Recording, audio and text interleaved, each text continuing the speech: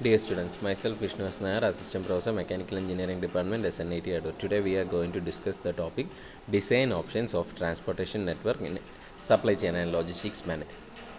Design Options for a Transportation Network. So നമ്മൾ last ക്ലാസ്സിൽ transportation network എങ്ങനെയായിരിക്കണം form ചെയ്യേണ്ടത് എന്നുള്ള കാര്യങ്ങളെല്ലാം ഡിസ്കസ് ചെയ്തായിരുന്നു. സോ അതിൻ്റെ ഡിസൈൻ ഓപ്ഷൻസ് എന്തൊക്കെയാണ് വരുന്നതെന്നുള്ളതാണ് ഈ ഒരു ക്ലാസ്സിൽ നമ്മൾ ഡിസ്കസ് ചെയ്യാനായിട്ട് പോകുന്നത്. സോ ട്രാൻസ്പോർട്ടേഷൻ നെറ്റ്വർക്ക് നമ്മൾ ഡിസൈൻ ചെയ്യാൻ നേരത്തെ ഏറ്റവും കൂടുതൽ നമ്മൾ എപ്പോഴും ഒരു പോയിൻ്റ് തിങ്ക് ചെയ്യേണ്ടതെന്ന് പറഞ്ഞു കഴിഞ്ഞാൽ അതിൻ്റെ റെസ്പോൺസീവ്നെസ് എങ്ങനെയാണ്, അതിൻ്റെ കസ്റ്റമർ സാറ്റിസ്ഫാക്ഷൻ ലെവൽ എങ്ങനെയായിരിക്കും. കാര്യം ഈ പറഞ്ഞത് നമ്മൾ ഡെലിവറി ചെയ്യുന്നത് എക്സാക്ട് ടൈമിനായിരിക്കണം. എക്സാക്ട് ടൈമിന് ഡെലിവറി ചെയ്യാൻ വേണം, പക്ഷേ കമ്പനിക്ക് അത് ലോ കോസ്റ്റിലായിരിക്കണം ഡെലിവറി ചെയ്യേണ്ടത്. സോ അങ്ങനെ ഉള്ളൊരു സാഹചര്യം ഒരുക്കിക്കൊണ്ട് വേണം ഈ പറഞ്ഞ ട്രാൻസ്പോർട്ടേഷൻ നെറ്റ്വർക്കിൻ്റെ ഡിസൈൻ നമ്മൾ ചെയ്യാനായിട്ട്. സോ അവിടെ വരുമ്പോഴത്തേക്കും നമ്മൾ ബേസിക്കലി 3 ക്വസ്റ്റ്യൻസാണ് നമ്മളവിടെ ചോദിക്കുന്നത്. ഈ പറഞ്ഞ 2 സ്റ്റേജസിൻ്റെ ഇടയ്ക്കുള്ള ഒരു ട്രാൻസ്പോർട്ടേഷൻ നെറ്റ്വർക്ക് നമ്മൾ ഡിസൈൻ ചെയ്യുമ്പോഴത്തേക്കും നമ്മൾ 3 ക്വസ്റ്റ്യൻസാണ് സാധാരണ ചോദിക്കുന്നത്. So first one, should transportation B direct or through and intermediate side. നമ്മൾ സ്വന്തമായിട്ട് ചെയ്യണോ അതോ ഔട്ട്സോഴ്സ് ചെയ്യണോ എന്നുള്ളതാണ് അടുത്ത് വരുന്നത്. Should the intermediate side stock product or only serve as A cross docking location. നമുക്കിനി ഒരു ഇൻ്റർമീഡിയറ്റ് ലൊക്കേഷൻ ഉണ്ടെന്നുണ്ടെങ്കിൽ അതൊരു ക്രോസ് ഡോക്കിങ് മാത്രമായിട്ടാണോ ചെയ്യുന്നത്, അത് നമ്മളവിടെ വെയർഹൗസ് പോലെ അവിടെ സ്റ്റോർ ചെയ്യുന്നുണ്ടോ എന്നുള്ള കാര്യങ്ങൾ തിങ്ക് ചെയ്യണം. Should each delivery route supply a single destination or a multiple destination? ഒരു സ്ഥലത്തേക്ക് മാത്രമായിട്ടാണോ ഈ ഒരു സാധനം കയറ്റി അയക്കാനുള്ളത്, അതോ നമുക്ക് മൾട്ടിപ്പിൾ ലൊക്കേഷൻസിലേക്ക് ഈ സാധനം ഒറ്റ ലോഡിൽ തന്നെ കയറ്റി അയക്കണമോ എന്നുള്ളതാണ് നമ്മൾ അതിൽ തിങ്ക് ചെയ്യേണ്ട 3 കാര്യങ്ങൾ. സോ ഈ 3 കാര്യത്തിനെ ബേസ് ചെയ്തായിരിക്കും നമ്മൾ ഈ ഒരു ട്രാൻസ്പോർട്ടേഷൻ നെറ്റ്വർക്ക് നമ്മൾ ഡിസൈൻ ചെയ്യുന്നത്.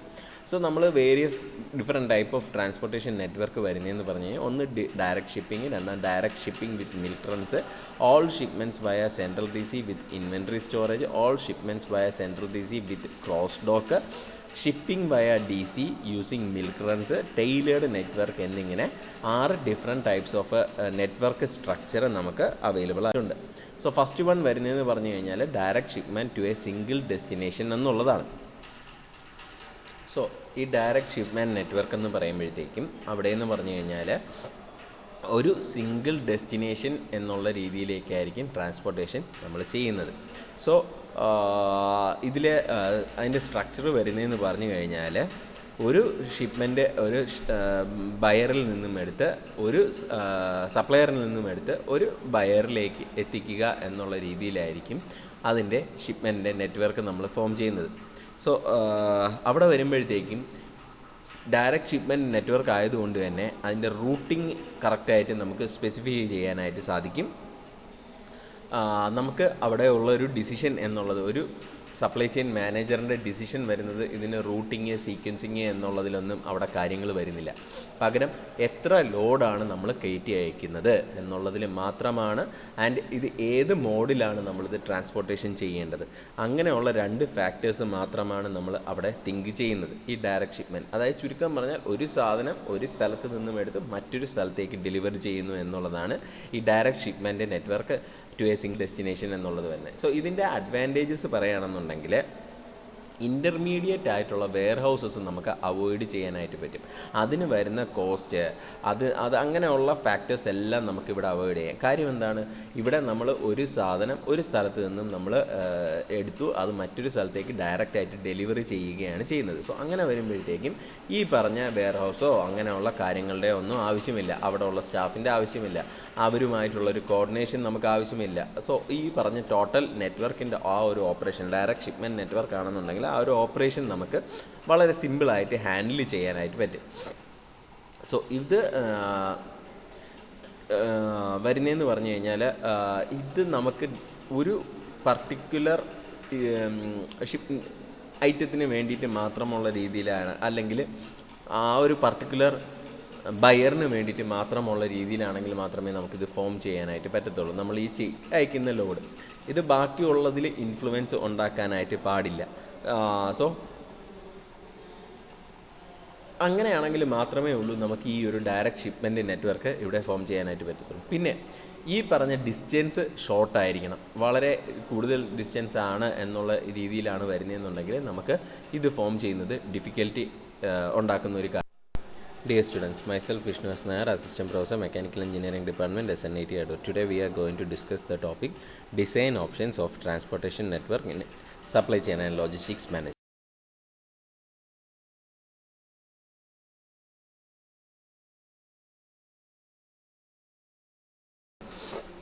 രണ്ടാമത് വരുന്നതെന്ന് പറഞ്ഞാൽ direct shipment with milk run എന്നുള്ളതാണ്.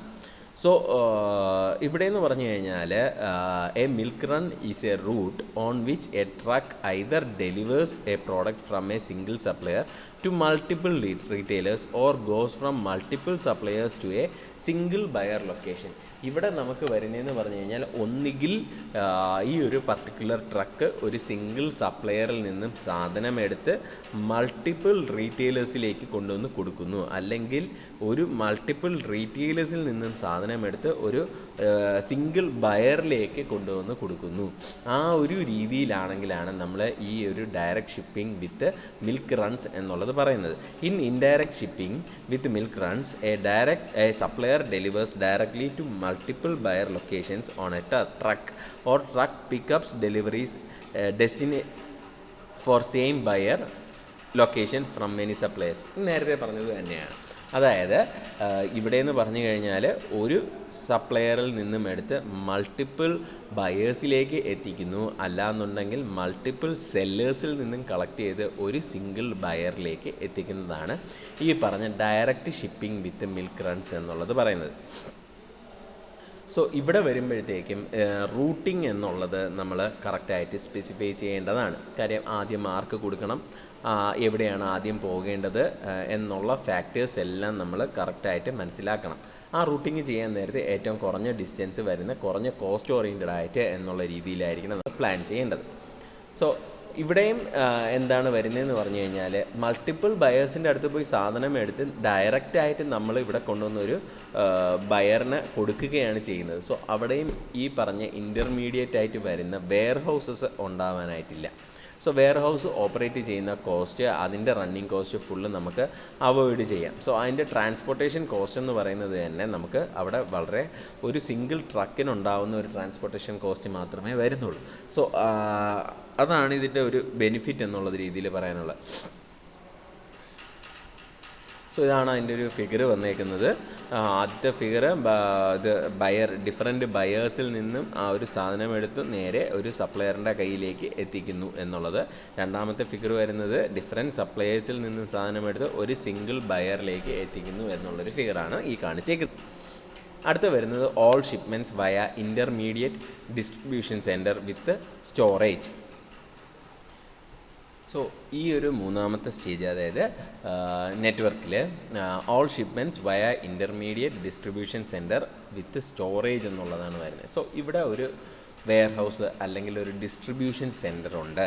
സോ എന്താ ചെയ്യുന്നത്, ഈ സപ്ലയേഴ്സ് ഈ പറഞ്ഞ സെൻട്രൽ ഡിസ്ട്രിബ്യൂഷൻ സെൻറ്ററിലേക്കാണ് ഈ സ്റ്റോക്ക് എല്ലാം കയറ്റി അയക്കുന്നത്. ആ സെൻട്രൽ ഡിസ്ട്രിബ്യൂഷൻ സെൻറ്ററിൽ നിന്നും ഈ ബയേഴ്സിന് ആവശ്യമായിട്ടുള്ള സ്റ്റോക്ക് അനുസരിച്ച് അവിടെ നിന്ന് രണ്ടാമത് ഷിപ്പ് ചെയ്യുകയാണ് ചെയ്യുന്നത്.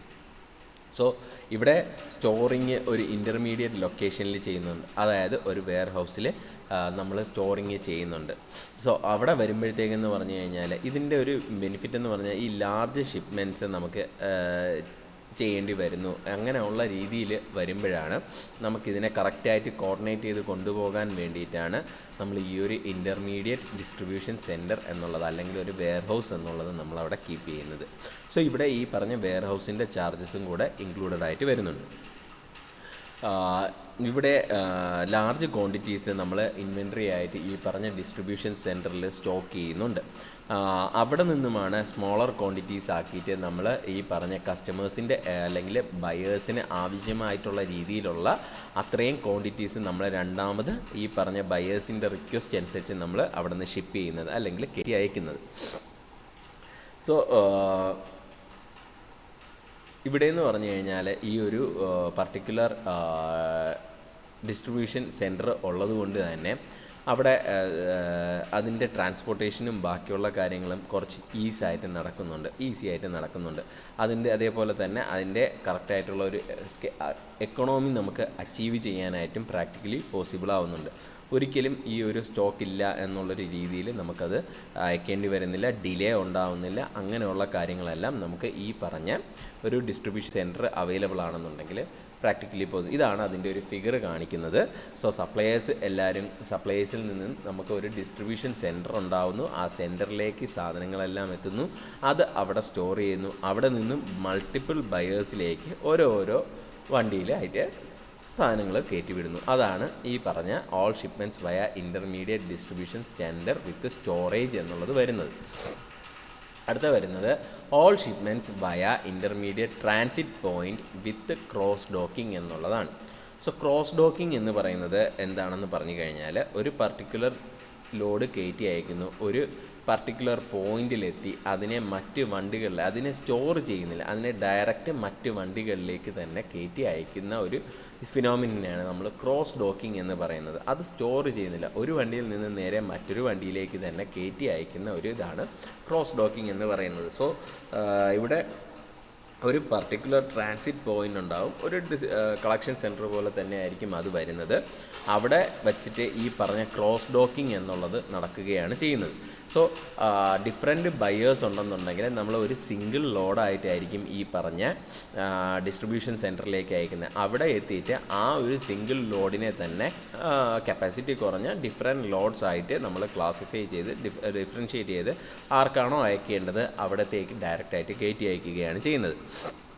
When DC cross-docks a product, each inbound trucks contains product from suppliers for several buyer locations, whereas each outbound truck contains product for a buyer location from several suppliers. അതായത് ഇവിടെ നമ്മൾ ഒരു DC ഡിസ്ട്രിബ്യൂഷൻ ഒരുപാട് സപ്ലയേഴ്സിൽ നിന്നുമാണ് ഈ പറഞ്ഞ DCയിലേക്ക് സാധനങ്ങൾ എത്തുന്നത്. സോ അവിടെ വച്ച് ആ ഒരു പർട്ടിക്കുലർ ബയറിന് ആവശ്യമായിട്ടുള്ള സാധനങ്ങളെല്ലാം ഈ പറഞ്ഞ ഇതിലേക്ക് കയറ്റി വയ്ക്കുന്നു. അടുത്ത വേറൊരു സപ്ലയറിൽ നിന്നും വരാനുണ്ടെങ്കിൽ അതും ഈ പറഞ്ഞ ഒരു വണ്ടിയിലേക്ക് തന്നെ നമുക്ക് അതൊരു എല്ലാ വണ്ടിയും ഈ പറഞ്ഞ ഓരോ സ്ഥലത്തേക്ക് കിടന്ന് ഓടേണ്ടി വരുന്നില്ല. ആ ഏത് ബയറിനാണോ അത് ആവശ്യമുള്ള അത്രയും സാധനങ്ങളും ആ ഒരു ഡിസ്ട്രിബ്യൂഷൻ സെൻറ്ററിൽ നിന്ന് തന്നെ അവർക്കത് കളക്ട് ചെയ്ത് കൊണ്ടുപോകാനായിട്ട് സാധിക്കും. So cross-docking also saves on handling cost because the product does not have to be moved into and out of the storage. അതായത് നമുക്ക് ഈ പറഞ്ഞ ഒരു സ്റ്റോറേജ് ഫെസിലിറ്റി അവിടെ കൊടുക്കേണ്ട ആവശ്യമില്ല. അവിടെ നമുക്ക് ഡയറക്റ്റ് വണ്ടിയിൽ നിന്നും തന്നെയാണ് ഇതിനെ നമ്മൾ കയറ്റി മറ്റൊരു വണ്ടിയിലേക്ക് തന്നെയാണ് ട്രാൻസ്പോർട്ട് ചെയ്യുന്നത്. സോ അതുകൊണ്ട് നമുക്ക് അതിനെ വെയർഹൗസിൻ്റെ അവിടെ കീപ്പ് ചെയ്യുന്നതോ അങ്ങനെയുള്ള ഒരു കോസ്റ്റ് നമുക്ക് വരുന്നില്ല. അടുത്തത് വരുന്നതെന്ന് പറഞ്ഞാൽ shipping via DC using milk runs എന്നുള്ളതാണ്. സോ ഷിപ്പിംഗ് വയ distribution centre using milk runs എന്നുള്ളതാണ്. സോ ഇവിടെ എന്ന് പറഞ്ഞു കഴിഞ്ഞാൽ ഒരു ഡിസ്ട്രിബ്യൂഷൻ സെൻറ്ററിൽ ഡിഫറെൻറ്റ് ലോഡ് സൈസ് വരുന്നുണ്ട്. സോ അവിടെ വച്ചിട്ട് അതിനെ എല്ലാത്തിനെയും കൂടെ ഒരു സിംഗിൾ ലോഡ് സൈസ് ആക്കിയിട്ടാണ് നമ്മൾ സെൻഡ് ചെയ്യുന്നത്. സോ ഇതെന്ന് പറഞ്ഞു കഴിഞ്ഞാൽ സ്മോൾ ഷിപ്മെൻറ്റ്സ് ആയിട്ട് കൊണ്ടുപോകുന്നത് നമുക്ക് മാക്സിമം കുറയ്ക്കാനായിട്ട് പറ്റും. ഈ DC അല്ലെങ്കിൽ ഈ പറഞ്ഞ ഡിസ്ട്രിബ്യൂഷൻ സെൻറ്ററിലേക്ക് മാത്രം ഈ പറഞ്ഞ സാധനങ്ങൾ സ്മോൾ ക്വാണ്ടിറ്റീസ് ആയിട്ട് വരുന്നു, അതിനെ ആ സ്മോൾ ലോഡ് സൈസസ് ആയിട്ട് വരുന്നു. അതിനെയാണ് നമ്മൾ എന്ത് ചെയ്യുന്നത്, ഒരു ബിഗ്ഗർ ലോഡ് സൈസ് ആക്കിയിട്ട് ഒരു ബയറിലേക്ക് നമ്മൾ സെൻഡ് ചെയ്യുന്നു, അല്ലെങ്കിൽ ഒരു സെല്ലറിലേക്ക് അത് സെൻഡ് ചെയ്യുന്നു. സോ ഇതാണ് അതിൻ്റെ ഒരു ഫിഗർ വരുന്നത്. ഡിഫറെൻറ്റ് സപ്ലയേഴ്സിൽ നിന്നും ഈ പറഞ്ഞ ഡിസ്ട്രിബ്യൂഷൻ സെൻറ്ററിലേക്ക് അത് എത്തുന്നു. അവിടെ നിന്നും ഒരു സിംഗിൾ ലോട്ടാക്കിയിട്ട് നമ്മൾ ഏത് ബയറിനാണോ അത് ആവശ്യമുള്ള അതിലേക്ക് നമ്മൾ സെൻഡ് ചെയ്യുകയാണ് ചെയ്യുന്നത്. അടുത്ത് വരുന്നത് ടൈലേർഡ് നെറ്റ്വർക്ക് എന്നുള്ളതാണ്. ഈ പറഞ്ഞ ടൈലേർഡ് നെറ്റ്വർക്ക് എന്ന് പറഞ്ഞു കഴിഞ്ഞാൽ it is A combination of previous options. നമ്മൾ ഇതുവരെ പഠിച്ച ഓപ്ഷൻസിൻ്റെ ഒരു പർട്ടിക്കുലർ കോമ്പിനേഷൻ, അത് ആ ഒരു പർട്ടിക്കുലർ സ്ട്രാറ്റജി അവർക്ക് ആവശ്യമായിട്ടുള്ള രീതിയിൽ എങ്ങനെയാണോ അത് ചെയ്യുന്നത് അതിനെ അവർക്ക് അങ്ങനെ ഫോം ചെയ്യാം. സോ അതിനെ ബേസ് ചെയ്തിട്ടാണ് ആ ഒരു നെറ്റ്വർക്ക് വരുന്നത് തന്നെ. Set of combination of different types of network എന്നാണെങ്കിൽ നമുക്ക് പറയാൻ പറ്റും. സോ അതുകൊണ്ട് ഉദ്ദേശിക്കുന്നതെന്ന് പറഞ്ഞു കഴിഞ്ഞാൽ ഇതിൻ്റെ റെസ്പോൺസീവ്നെസ് ഇംപ്രൂവ് ചെയ്യുക എന്നുള്ളതാണ് ഉദ്ദേശിക്കുന്നത്. സോ അതിൻ്റെ മറ്റൊരു എയിം എന്ന് പറഞ്ഞു കഴിഞ്ഞാൽ എക്സാക്റ്റ് ആയിട്ടുള്ള ഒരു ആക്ഷൻ ഏത് സമയത്താണോ ആവശ്യമായിട്ടുള്ളത് അത് എടുക്കാനായിട്ട് പ്രാക്ടിക്കലി പോസിബിൾ ആകും. ഹൈ ഡിമാൻഡ് പ്രോഡക്റ്റ്സ് ആണെന്നുണ്ടെങ്കിൽ high demand products high demand retail ഔട്ട്ലെറ്റിലേക്കാണ് ഷിപ്പ് ചെയ്യേണ്ടത്. അങ്ങനെയുള്ള കണ്ടീഷൻ വരികയാണെന്നുണ്ടെങ്കിൽ ഈ ടൈലേർഡ് നെറ്റ്വർക്ക് ആയിരിക്കും ഏറ്റവും സ്യൂട്ടബിൾ ആയിട്ടുള്ളത്. സോ ഇത് ഓപ്പറേറ്റ് ചെയ്യണമെന്നുണ്ടെങ്കിൽ നമുക്ക് കൂടുതൽ കോസ്റ്റ് ഓറിയൻറ്റഡ് ആയിട്ട് നമുക്ക് തിങ്ക് ചെയ്യേണ്ടി വരുന്നു. കാര്യം ഒരു പർട്ടിക്കുലർ സെറ്റ് ഓഫ് ഓപ്പറേഷൻ അല്ല നടക്കുന്നത്. അവിടെ നമ്മളൊരു കമ്പൈൻഡ് സെറ്റ് ഓഫ് ഓപ്പറേഷനാണ് നടക്കുന്നത്. സോ ഇവിടെ നമുക്ക് ആവശ്യത്തിനനുസരിച്ച് നമുക്ക് ഏതൊരു നെറ്റ്വർക്ക് വേണമെങ്കിലും ഫോം ചെയ്ത് ആവശ്യമായിട്ടുള്ള രീതി എന്താണോ, ഏത് സ്ട്രാറ്റജിയാണോ നമുക്ക് അവിടെ ആപ്ലിക്കബിൾ ആയിട്ട് വരുന്നത് അത് നമുക്കവിടെ ഫോം ചെയ്യാനായിട്ടും സാധിക്കും. സോ ഏതൊക്കെ ഫാക്ടേഴ്സാണ് ഈ പറഞ്ഞ ടൈലറിങ്ങിനെ അഫക്റ്റ് ചെയ്യുന്നതെന്ന് വെച്ച് കഴിഞ്ഞാൽ, ഒന്ന് കസ്റ്റമർ ഡെൻസിറ്റി ആൻഡ് ഡിസ്റ്റൻസ്, രണ്ടാമത്തെ കസ്റ്റമർ സൈസ്, മൂന്നാമത്തെ പ്രോഡക്റ്റ് ഡിമാൻഡ് ആൻഡ് വാല്യൂ എന്നുള്ളതാണ്. നമുക്ക് ഈ 3 ഫാക്ടേഴ്സാണ് ടൈലറിങ് നെറ്റ്വർക്കിനെ പ്ലാൻ ചെയ്യേണ്ടത്. സോ ഇവിടെയും എന്താണ് വരുന്നതെന്ന് പറഞ്ഞു കഴിഞ്ഞാൽ, മൾട്ടിപ്പിൾ ബയേഴ്സിൻ്റെ അടുത്ത് പോയി സാധനം